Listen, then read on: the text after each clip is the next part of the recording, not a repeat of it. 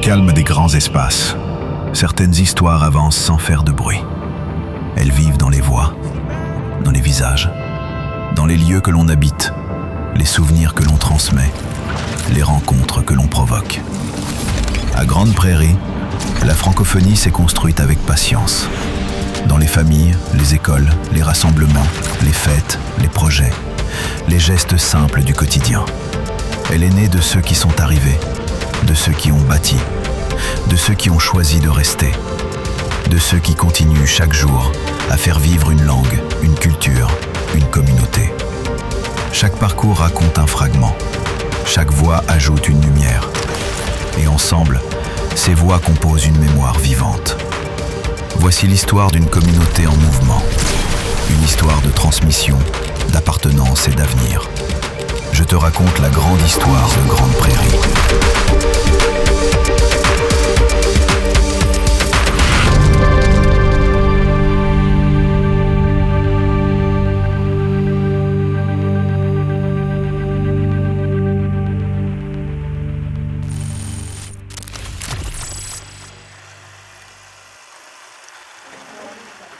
Donc, comme tu vois, les groupes parlent en français.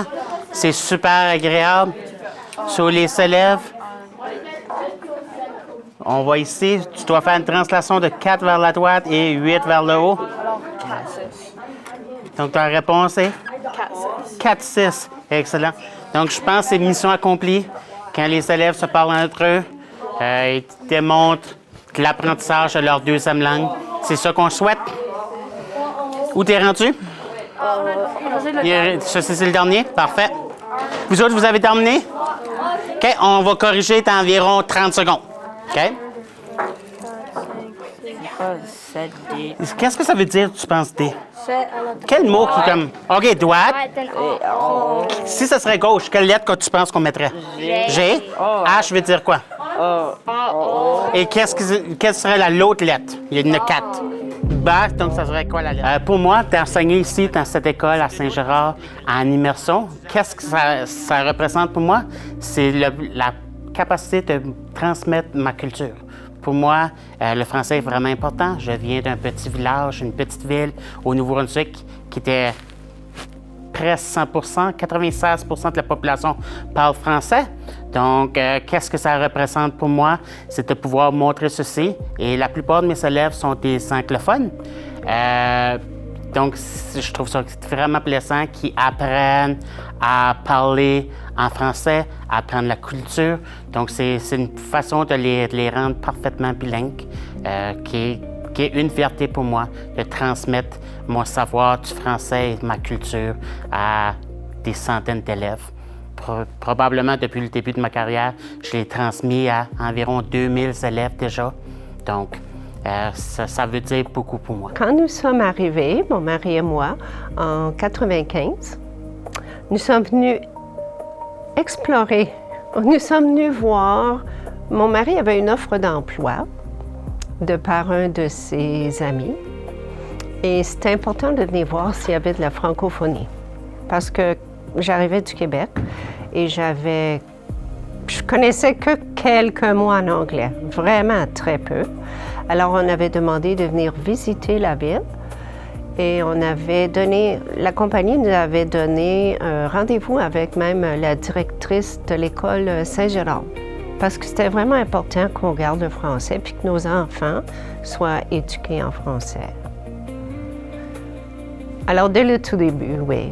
Puis nos parents, mes parents, les parents de mon mari, on voulait que nos enfants communiquent avec eux par téléphone ou peu importe, mais c'était très, très important qu'on garde la langue.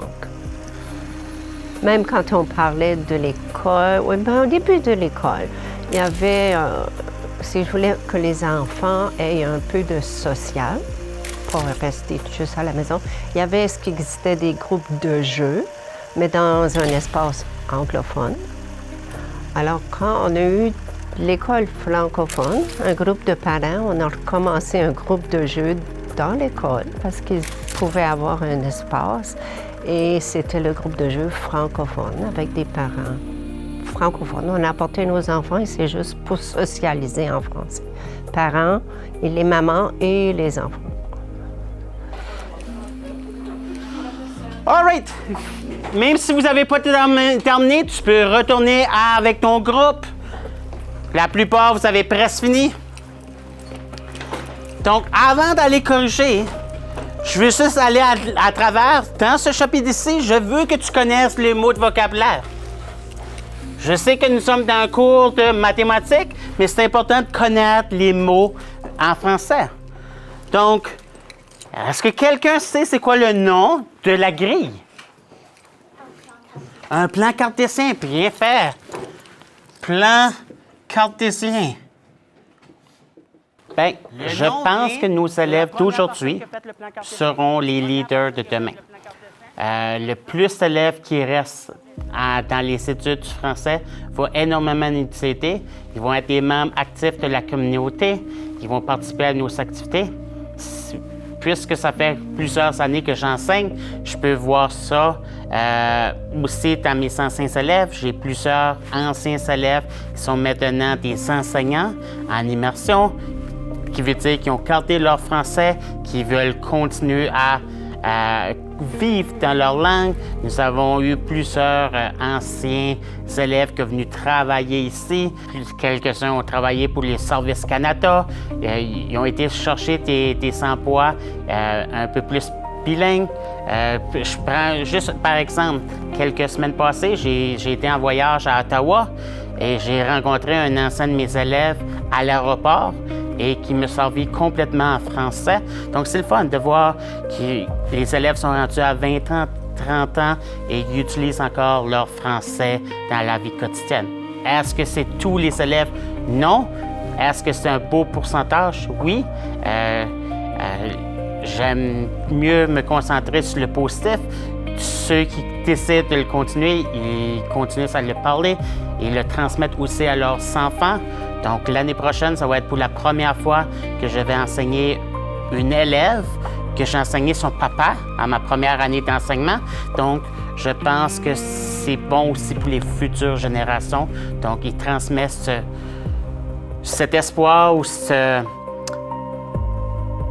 envie d'apprendre le français à leurs enfants qui nous permet de grandir encore plus notre communauté française ici à Grande-Prairie et rendre nos élèves parfaitement bilingues et qui peuvent transmettre leur savoir dans la communauté. Parfois, c'est dépendant. Pour certaines personnes, c'est peut-être un effort, mais je pense que c'est un effort qui vaut la peine.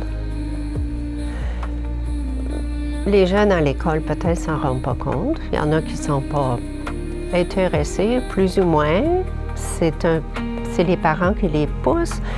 Dépendant vers quel travail ils vont s'en aller, un jour, ils vont réaliser « Oh, je suis chanceuse d'avoir 2 langues. » Ne serait-ce que pour voyager, puis pour un autre travail, ça va être vraiment une autre opportunité.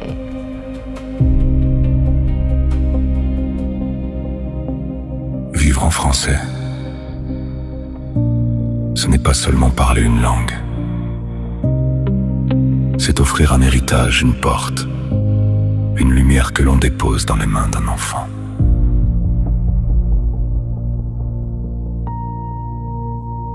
Ici, chaque mot appris devient une graine. Dans une salle de classe, dans un groupe de jeu, dans une famille qui choisit de transmettre, dans un enfant qui un jour répondra peut-être en français, sans même savoir combien de chemins ce mot a traversé.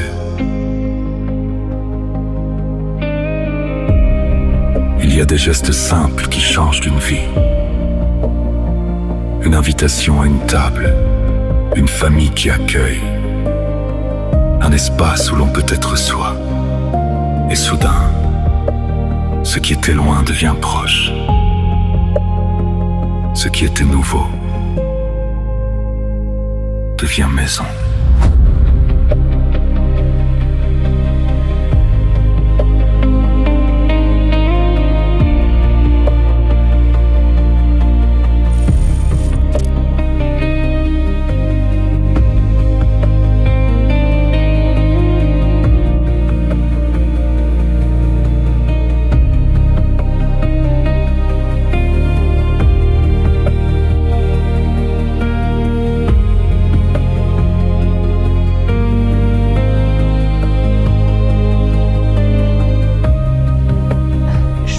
que le mot le plus important ici pour la francophonie à Grande Prairie, c'est l'inclusion. Il y a certains élèves qui m'ont demandé « Hey, M. Scott, qu'est-ce que tu fais pour l'Action de grâce cette année? » Venant de l'Est du pays, je ne faisais pas nécessairement de l'Action de grâce, donc j'ai dit non, j'ai pas de plan particulier, je vais rester à ma maison, probablement seul, mais parce que j'ai pas de famille ici, j'ai venu du Nouveau-Brunswick. Et Linda et Marie m'ont appelé. C'est deux personnes qui n'étaient pas dans mon école, ils m'ont appelé, ils m'ont dit « J'ai entendu dire que tu étais seul, je veux pas que tu fasses de l'Action de grâce. Ici, en Alberta, c'est vraiment important. Donc, est-ce que tu veux venir fêter avec ma famille l'Action de grâce? » Donc, je les connaissais pas, je les ai rencontrés une seule fois avant ceci et ils m'ont inclus dans leur famille. On était très, très nombreux. Je pense qu'on était comme 18 au souper, mais c'était important d'eux autres de me sentir inclus avec eux autres et ils m'ont invité et on a passé le souper tout ensemble, comme si j'étais un membre de la famille. Et je pense que c'est des petites actions comme ceci qui ont fait que mon année s'est bien déroulée et 18 ans plus tard, j'ai décidé d'être encore à Grande Prairie parce que la communauté m'a très bien accueilli et je me sens... C'est ma nouvelle maison, c'est ma deuxième maison, mais c'est ma maison maintenant.